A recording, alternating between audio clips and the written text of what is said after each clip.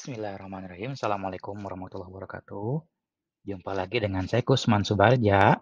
Kali ini saya akan mencoba menyampaikan sesuatu yang mungkin juga menjadi masalah bagi yang lain. Saya coba sampaikan secara sederhana saja dan singkat.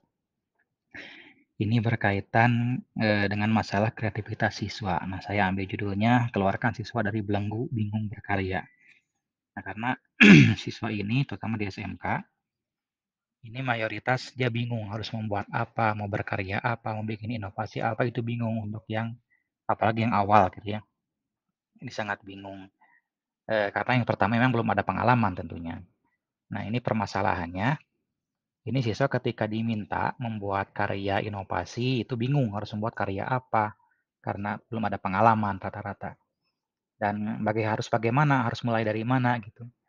Nah, ini juga menjadi problem sebetulnya di mana SMK harus mempunyai karya, harus mempunyai inovasi, juga harus mempunyai produk sebetulnya. Sedangkan produknya itu berasal dari salah satu kreativitas siswa.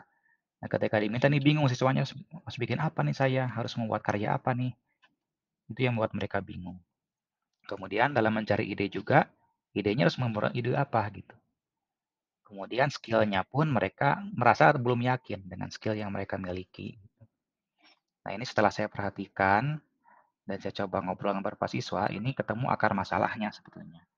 Jadi yang pertama siswa itu merasa lingkungannya baik-baik saja. Padahal sebetulnya banyak masalah yang bisa digali untuk dicarikan solusinya. Gitu.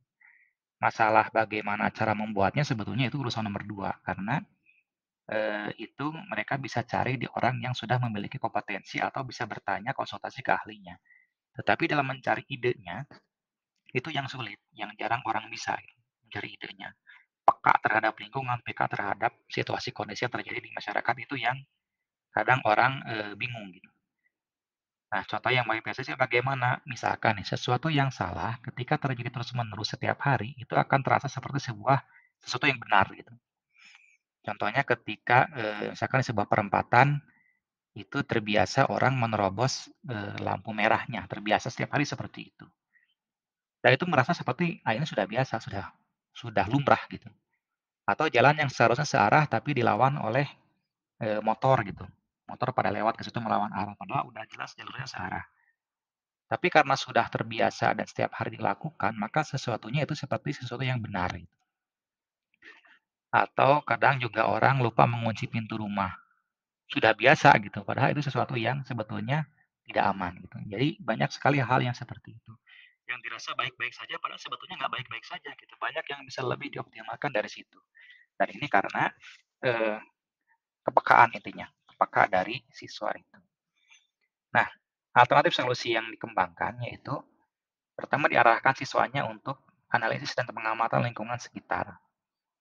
Nah, biasanya kalau mengamati saja ini kurang efektif. Nah, maka ditambahkan dengan wawancara. Wawancara orang-orang di sekitar, apakah keluarga, tetangga, atau misalkan siapa di situ yang punya pekerjaan, toko kah, petani kah, atau siapakah ngobrol. Dia punya keluhan apa, punya masalah apa. Supaya dicatat, paling tidak mereka mengumpulkan solusi. Meskipun belum bisa mengumpulkan solusi, maksudnya paling tidak mereka bisa mengumpulkan masalah untuk dicarikan solusinya bersama dibahas dengan teman-temannya yang lain. Sehingga masalah-masalah itulah yang dikembangkan menjadi ide-ide kreatif mereka sehingga akhirnya menjadi produk. Kemudian untuk skillnya ditambahkan kan di YouTube sekarang sudah banyak ya tutorial, media-media belajar.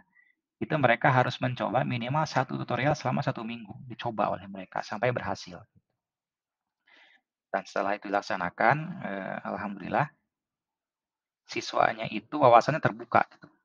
Idenya lebih bisa berkreatif karena ternyata setelah wawancara ngobrol dengan orang-orang, oh ternyata jadi kepikiran bikin ini karena si anu butuh seperti ini.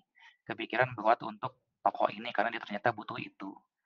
Jadi itu yang membuka wawasannya berasal dari ide kebutuhan masyarakat sekitar lingkungan mereka. Nah, untuk skillnya ini terlatih lewat tutorial-tutorial yang mereka kerjakan dan dari situ juga mereka mendapat inspirasi, oh ternyata harus pakai teknologi ini, harus pakai ini, dan akhirnya mereka terbiasa untuk berliterasi, menambah ilmunya lewat tutorial itu. Ya mungkin itulah, singkat saja yang bisa saya sampaikan. Terima kasih atas perhatian dan ininya, apa, atensinya. Assalamualaikum warahmatullahi wabarakatuh.